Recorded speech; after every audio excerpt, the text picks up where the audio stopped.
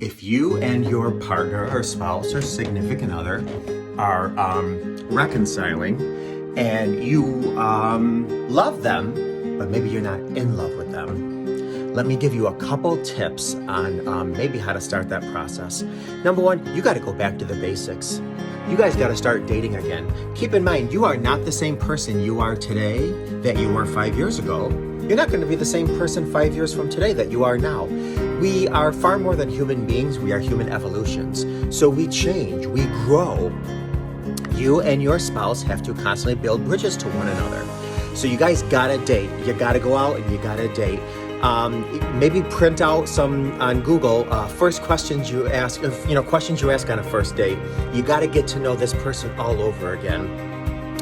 Second, maybe write down some of the reasons why you fell in love with them. Now be careful, because your number one reason could be because you thought they were faithful. But write down why you fell in love with them. Are they a good father? Are they a good son? Are they a good mother? Are they a good sister? Write down all the reasons you fell in love with them. Number three is critical. You gotta empathize. You don't empathize with what they did. You don't empathize with their choices and their behavior. You empathize with that little inner child with them. Empathize. Empathy is absolutely critical and crucial to falling back in love, to healing after betrayal. You gotta laugh. Number four, you gotta laugh. You gotta create new memories. Number five, in creating new memories, do something new together.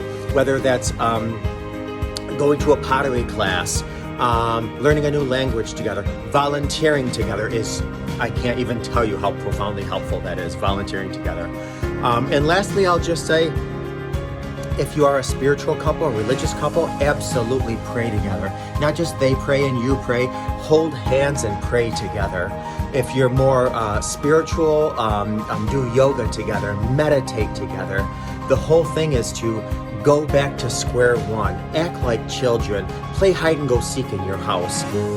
Ask those questions like you would on a first date.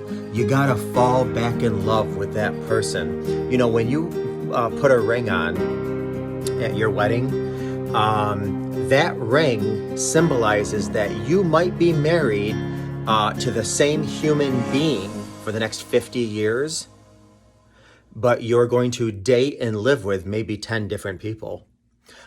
Some of those people are going to hurt you profoundly. Some of those people are going to stand by your side, and all in the middle. Marriage is on a spectrum. Relationships are on a spectrum. So if you're trying to reconcile after betrayal and you want to fall back in love, you can get those butterflies by doing some of these tips I just mentioned. Good luck.